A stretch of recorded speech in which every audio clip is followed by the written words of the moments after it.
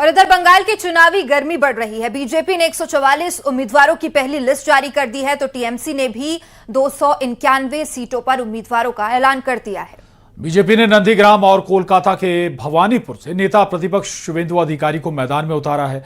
नंदीग्राम वही सीट है जहां पिछले चुनाव में शुभेंदु अधिकारी ने ममता बनर्जी को हराया था। और इस बार ममता बनर्जी ने सीट से पवित्र कर को टिकट दिया है और एक तरफ चुनावी तैयारी है, तो वहीं राज्य के मुख्य सचिव और डीजीपी के तबादले पर भी सियासत तेज हो गई है।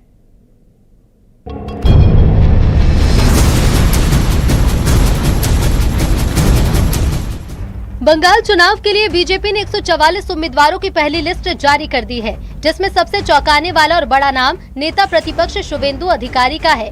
बीजेपी ने आक्रामक तरीके से उन पर बड़ा दांव खेलते हुए एक साथ 2 हाई प्रोफाइल सीटों नंदीग्राम और कोलकाता के भवानीपुर से मैदान में उतारा। भवानीपुर मुख्यमंत्री ममता बनर्जी का पारंपरिक गढ़ ही नहीं बल्कि इसी क्षेत्र में उनका घर भी है, जबकि पिछले चुनाव में शुभेंदु अधिकारी ने ममता बनर्जी को नंदीग्राम सीट पर हराया था। बंगाल में बीजेपी की पहली लिस्ट जारी होने के बाद सियासी बयानबाजी भी शुरू हो गई है। बीजेपी जहां राज्य में जीत का दम भर रही है, तो टीएमसी ने शुभेंदु अधिकारी की दोनों सीटों पर हार का दावा किया। ये बहुत अच्छा मैसेज गया है। ये भारतीय जनता पार्टी में पार्टी वर्कर शेष लास्ट एंड फाइनल होता है, तो हमारा बहुत अच्छा है, हम लोग जीतेंगे जरूर।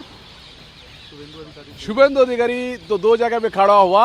अभी ममता दीदी ने शुभेंदु को इतना वही मिलता है, इतना डर से, शुभेंदु का डर से अभी किधर खड़ा होगा वो दूसरा जगह पे ढूंढेंगे। भवानीपुर में तो खड़ा नहीं होंगे। ये एक उसका चीप पॉलिटिक्स है, वो कॉन्फिडेंट नहीं है जीतने के बारे में, क्योंकि उसका पास पक्का खबर है जे भाजपा इस बार हारने वाला है, बुरी तरह से हारने वाला है भाजपा, और नंदीग्राम भी वो हारने वाला है। ममता बनर्जी के खिलाफ भवानीपुर में लड़ेंगे तो पब्लिसिटी में रहेंगे, ये पब्लिसिटी के लिए लड़ रहा है। वो नंदीग्राम भी हारने वाला है और पूरा बंगाल में भाजपा हारने वाला है। बंगाल में जारी चुनावी घमासान के बीच राज्य के मुख्य सचिव और डीजीपी के तबादले पर सियासत शुरू हो गई। मुख्यमंत्री ममता बनर्जी ने मुख्य निर्वाचन आयुक्त ज्ञानेश कुमार को पत्र लिखकर तबादले पर आपत्ति जताई। उन्होंने आरोप लगाया कि निर्वाचन आयोग ने राज्य सरकार से अधिकारियों का पैनल मांगे बिना ही एक तरफा फैसला किया। महाराष्ट्र के सीएम देवेंद्र फडणवीस ने इसे नॉर्मल प्रक्रिया बताया। कहा कि महाराष्ट्र में भी चुनाव से पहले ट्रांसफर हुए थे। इस पर आरोप प्रत्यारोप की जगह ममता बनर्जी को चुनाव पर फोकस करना चाहिए। जिस प्रकार से अलग अलग राज्यों में लोगों ने प्रधानमंत्री जी पर विश्वास दिखाया है, ऐसा ही विश्वास इन राज्यों में भी दिखाया जाएगा।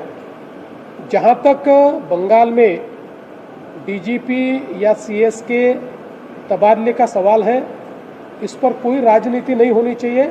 इसका कारण महाराष्ट्र में जब चुनाव हुए थे, उस समय महाराष्ट्र में बीजेपी की सरकार होने के बावजूद इलेक्शन कमीशन ने उस समय ये ठीक समझा था और महाराष्ट्र को नया डीजीपी दिया था और महाराष्ट्र को नए चीफ सेक्रेटरी भी दिए थे। बंगाल में बीजेपी ने ममता बनर्जी को घेरने की रणनीति बनाई है। एक बार फिर ममता बनर्जी बनाम शुभेंदु अधिकारी का मुकाबला तय है, तो वहीं तबादले पर सियासी घमासान भी जारी है। ममता बनर्जी इस पर सवाल उठा रही हैं, तो बीजेपी का कहना है कि तबादले नियमों के तहत ही किए गए। Bureau report, news 18।